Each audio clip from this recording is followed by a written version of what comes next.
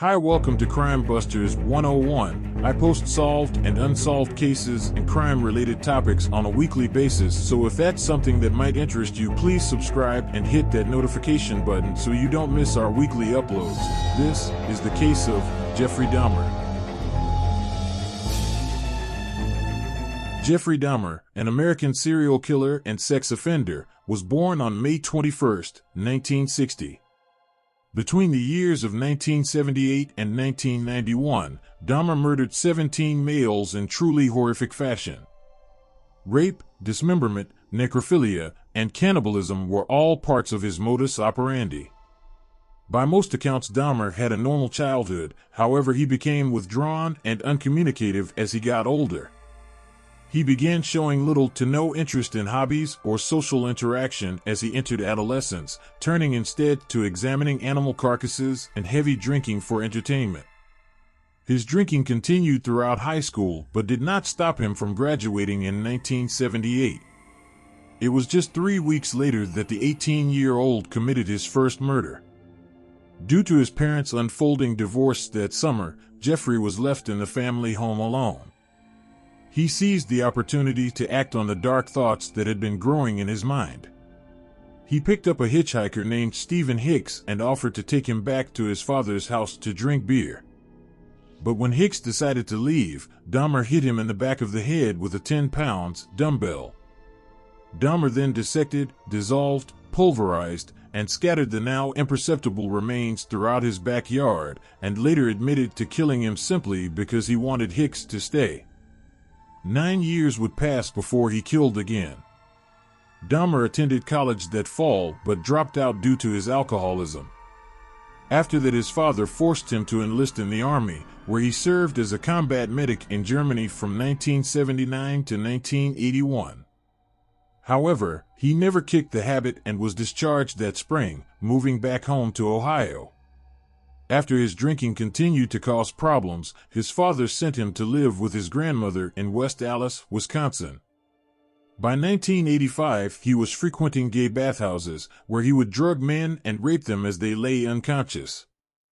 Although he was arrested twice for incidents of indecent exposure in 1982 and 1986, he only faced probation and was not charged for the rapes. Stephen Twomey was his second victim, killed in September of 1987. Dahmer picked him up from a bar and took him back to a hotel room, where he woke up the next morning to Twomey's beaten dead body. He later stated that he had no memory of actually murdering Twomey, implying that he had committed the crime on some sort of blacked-out impulse. The killings occurred sporadically after Twomey, with 2 victims in 1988, 1 in 1989, and 4 in 1990. He continued to lure unsuspecting men from bars or solicited prostitutes, whom he then drugged, raped, and strangled. At this point, though, Dahmer also began carrying out particularly disturbing acts with their corpses, continuing to use the bodies for intercourse, taking photographs of the dismemberment process, preserving with scientific precision his victims' skulls and genitals for display, and even retaining parts for consumption. During this period, Dahmer was arrested for an incident at his job at the Ambrosia Chocolate Factory, where he drugged and sexually fondled a 13-year-old boy. For this, he was given a sentence of 5 years probation, 1 year at a work release camp, and was required to register as a sex offender. He was released 2 months early from the work program and subsequently moved into a Milwaukee apartment in May of 1990. There, despite regular appointments with his probation officer, he would remain free to commit 4 murders that year and 8 more in 1991. Dahmer began killing around 1 person each week by the summer of 1991. He became infatuated with the idea that he could turn his victims into zombies to act as youthful and submissive sexual partners. He used many different techniques, such as drilling holes into their skull and injecting hydrochloric acid or boiling water into their brains. Soon, neighbors began to complain about strange noises and awful smells coming from Dahmer's apartment. On one occasion, a lobotomized victim left unattended even made it out onto the street to ask several bystanders for help. When Dahmer returned, however, he successfully convinced the police that the irrational young man was simply his extremely intoxicated boyfriend. The officers failed to run a background check that would have revealed Dahmer's sex offender status, allowing him to narrowly escape his fate for a little while longer. On July 22, 1991, Dahmer lured Tracy Edwards into his home with the promise of cash in exchange for his company. While inside, Edwards was then forced into the bedroom by Dahmer with a butcher knife. During the struggle, Edwards was able to get free and escape out into the streets where he flagged down a police car. When the police arrived at Dahmer's apartment, Edwards alerted them to the knife that was in the bedroom. Upon entering the bedroom, the officers found the pictures of dead bodies and dismembered limbs that allowed them to finally place Dahmer under arrest. Further investigation of the home led them to find a severed head in the refrigerator, 3 more severed heads throughout the apartment, multiple photographs of the victims, and more human remains in his refrigerator. A total of 7 skulls were found in his apartment, as well as a human heart in the freezer.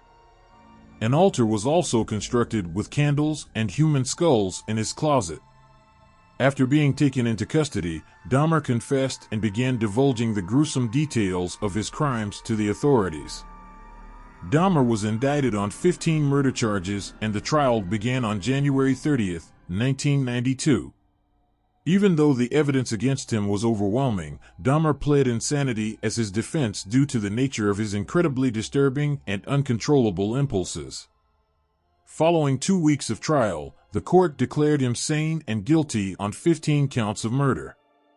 He was sentenced to 15 life terms, for a total of 957 years in prison.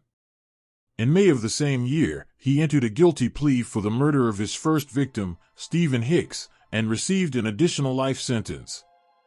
Dahmer served his time at the Columbia Correctional Institution in Portage, Wisconsin. During his time in prison, Dahmer expressed remorse for his actions and wished for his own death. He also read the Bible and declared himself a born-again Christian, ready for his final judgment. He was attacked twice by fellow inmates, with the first attempt to slice his neck open, leaving him with only superficial wounds. However, he was attacked a second time on November 28, 1994, by an inmate as they cleaned one of the prison showers. Dahmer was found still alive, but died on the way to the hospital from severe head trauma. Softly spoken, handsome, and intelligent, Jeffrey Dahmer's boy-next-door facade concealed urges that eventually shocked the world. Between 1978 and 1991, the so-called Milwaukee Cannibal murdered 17 men and boys, committed necrophilia, consumed human flesh, and utterly lost himself in what he later described as a holocaust of his own making. These atrocities are familiar to true crime buffs, but here are some facts you may not have known about one of America's most terrifying serial killers. 1. He had his own fan club at school. Jeffrey Dahmer was in many ways a withdrawn and obsessive child. One of his favorite hobbies was to dissect animals and collect their bones. However, he was also known as a class clown at school and impressed other kids with his outrageous pranks. These included pretending to have seizures and fits, which was known among his peers as doing a Dahmer. Shadow blur of man were masked to prevent infection. Background: Dahmer and Nilsson, the sinister similarities. Jeffrey Dahmer did have a precursor in the form of another murderous necrophile jailed less than a decade earlier, Dennis Nilsson. Some fellow pupils were so tickled by Jeff's antics that they dubbed themselves the Dahmer Fan Club and actively encouraged him to take it further. Years later, when Dahmer's crimes came to light, it stunned his former classmates. John Backdorf, author of the acclaimed graphic novel My Friend Dahmer, explained, "It's like getting hit with a 2x4. Suddenly, all the goofball antics and silly things we'd done became completely sinister and troubling." Murder victim. Why were so many serial killers active in 1978? Looking back at 1978, the year serial killer murders went off the charts. 2. He performed zombification experiments. The grisly nature of Dahmer's murders has become a part of American serial killer lore. Alongside the acts of necrophilia and cannibalism that made him notorious, he also performed bizarre experiments to try and subjugate his victims. One of them was Errol Lindsay, a teenager he lured into his apartment. Dahmer sedated him, drilled a hole into his skull, and poured in hydrochloric acid, thinking it would turn him into a docile zombie.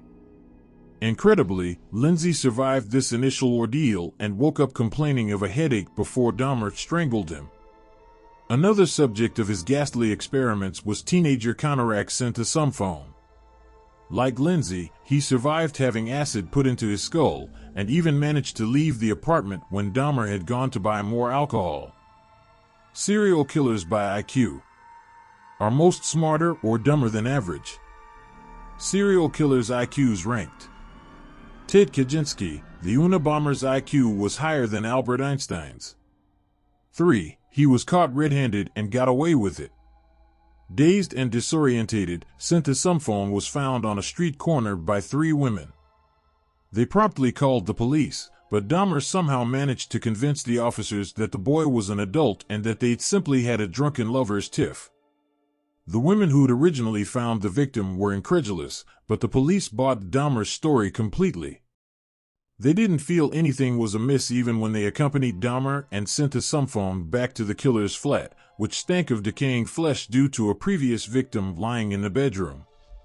Satisfied that everything was fine, the officers left. Dahmer murdered Sinister straight afterwards. Personal photograph of John Wayne Gacy. 11 chilling facts about John Wayne Gacy. John Wayne Gacy, aka Pogo or Patch the Clown, killed and sexually assaulted at least 33 young men and boys in the 1970s. 4. He planned to turn his victims into an altar. When Dahmer was finally apprehended, he confessed he'd been planning to create an altar in his apartment, using the remains of his victims. It was a serious project for Dahmer. He later created a detailed sketch of the imagined altar, which would have consisted of a black table adorned with skulls and flanked by whole skeletons. For Dahmer, it would have been a meditative area, where he intended to sit on a black leather chair and bask in his bloodlust. Or, as he himself described it, it would be a place where I could cleanse my thoughts and feed my obsession. 5. He took a human head to work. Jeffrey Dahmer worked in a chocolate factory.